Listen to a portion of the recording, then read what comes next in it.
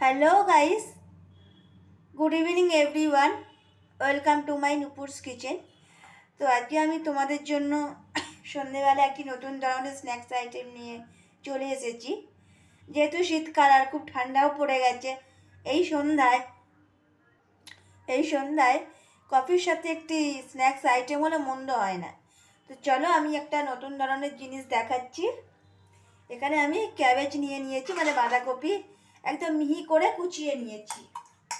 আর খুব সুন্দর আইটেমটা, খেতেও খুব ভালো লাগে। আচ্ছা, এর সঙ্গে আমি দিয়ে দিচ্ছি ক্যাপসিকাম কুচি। এখানে তোমরা কালারফুল ক্যাপসিকাম ইউজ করতে পারো। আচ্ছা, এরপরে আমি যেটা অ্যাড করছি, যাতে এই টাইট হয় বাইন্ডিংটা, এখানে আমি কর্নফ্লাওয়ার আমি দিয়ে দিচ্ছি। তো তোমরা কিন্তু চাইলে অ্যারারুট দিতে পারো, কিন্তু এই আইটেমটা আমি আচ্ছা, এখানে আমি দিয়ে দিচ্ছি সামান্য কর্নফ্লাওয়ার। আর তার সঙ্গে আমি এখানে অ্যাড করে দিচ্ছি 1 টেবিল স্পুন ময়দা। আরও 1 চামচ ময়দা আমি দিয়ে দিলাম। এটার সাথে আমি দিয়ে দিচ্ছি কাঁচা লঙ্কা কুচোনো, যাতে আপনারা বুঝেই দেবেন। এখানে দিয়ে দিচ্ছি সামান্য জিঞ্জার গার্লিক। এই রান্নাতে আমি কিন্তু পেঁয়াজ দিচ্ছি না, তো আপনারা চাইলে কিন্তু পেঁয়াজটা দিতে পারেন। আচ্ছা, এখানে দিয়ে দিচ্ছি সামান্য পরিমাণে সল্ট। আচ্ছা, নুনটা অল্পই দিচ্ছি, নুন বেশি হলে খাওয়া যাবে না।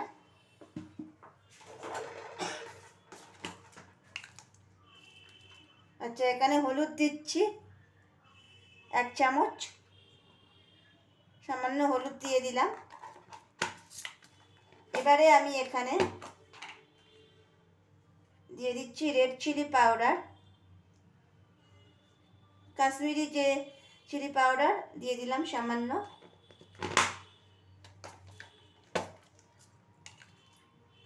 এবারে আমি এখানে অ্যাড করে দিচ্ছি জিরে গুঁড়ো সামান্য।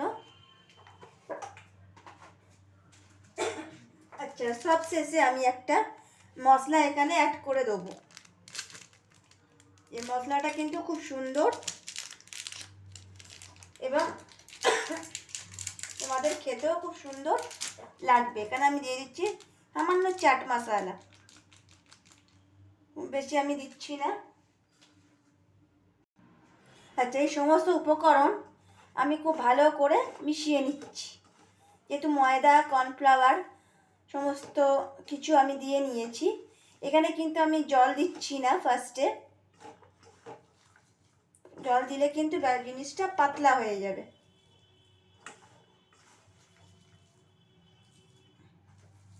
অনেকে ফুড কালার দিয়ে থাকে কালারিংয়ের জন্য, আমি কিন্তু এখানে কোনো রকম কালার ইউজ করিনি। এটাকে একটা, যদি আপনাদের মনে হয় যে টাইট করার দরকার আছে, তাহলে আরেকটু কর্নফ্লাওয়ারও অ্যাড করতে পারেন। কর্নফ্লাওয়ার আর ময়দা অ্যাড করতে পারেন। বাঁধাকপি থেকে কিন্তু জল বেরোয়, সেই জন্য খুব ভালো করে এটাকে একটু চটকে মেখে নিতে হবে, যাতে বল আকারে আমরা তৈরি করতে পারি।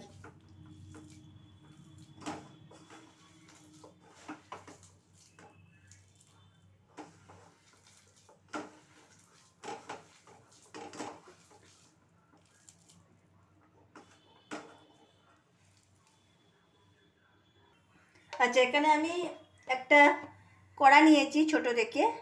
তো এখানে আমি কড়াটা গরম হয়ে গেছে, সামান্য সর্ষের তেল দিয়ে দিচ্ছি। আচ্ছা, এইখানে রান্নাটা আপনারা চাইলে কিন্তু সাদা তেলেও করতে পারেন। তেলটা দেখতেই পাচ্ছ তোমরা, ধোঁয়া উঠে গেছে, খুব ভালো মতন গরম হয়ে গেছে। আমি এবারে একটা ছোট্ট ছোট্ট এরকম ঠিক বলের শেপে গ্যাসের ফ্লেমটা কমিয়ে দিচ্ছি, কমিয়ে ওপর থেকে আমি দিয়ে দেবো। এটা কিন্তু লো ফ্লেমে ভাজতে হবে, যাতে পুড়ে না যায়।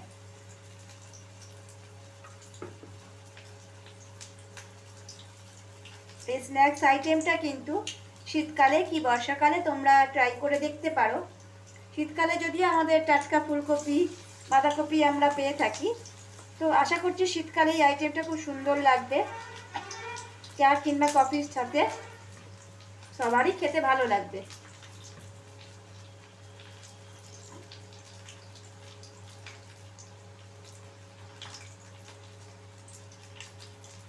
এরকম করে খুব বেশি বড় করব না, সাইজটা খুব ছোট্ট ছোট্ট করে।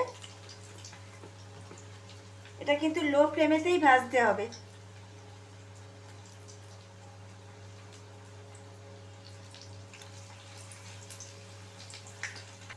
আচ্ছা, এক পিঠটা ভাজা হয়ে এসেছে, আমি আর এক পিঠটা খুব আস্তে করে উল্টে দিচ্ছি। দেখতেই পাচ্ছি একটু ব্রাউন কালার চলে এসেছে। খুব সুন্দরভাবে এটা উল্টে দিতে হবে যাতে ভেঙে না যায়।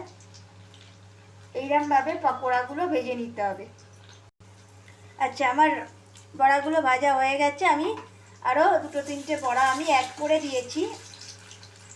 তো বড়াগুলো কিন্তু খুব কড়া করে ভাজবো না, যদি পুড়ে যায় তাহলে খেতে ভালো লাগবে না একদমই। তো এরপরে বাকি যে বড়াটা আছে সেটাও আমি এর মধ্যে অ্যাড করে দিচ্ছি।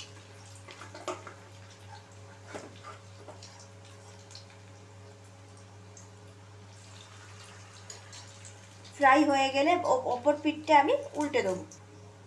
আচ্ছা, দেখতেই পাচ্ছেন আমার খুব সুন্দর করে ভাজা হয়ে গেছে। তো আমি এটা তুলে নিচ্ছি। দেখতেই পাচ্ছেন আমি খুব সুন্দর করে সার্ভ করে এনেছি। এখানে আছে ক্যাবেজ পকোড়া আর এখানে আছে hot and sweet chilli garlic sauce. তো সন্ধ্যেটা জমে যাবে যদি এরকম একটা স্ন্যাক্স আইটেম থাকে। আপনারাও বাড়িতে করবেন, বাড়ির সকলকে খাওয়াবেন। অবশ্যই আমার চ্যানেলটির পাশে বেল নোটিফিকেশন আইকনটি ক্লিক করে সাবস্ক্রাইব করতে ভুলবেন না। ধন্যবাদ, ভালো থাকবেন।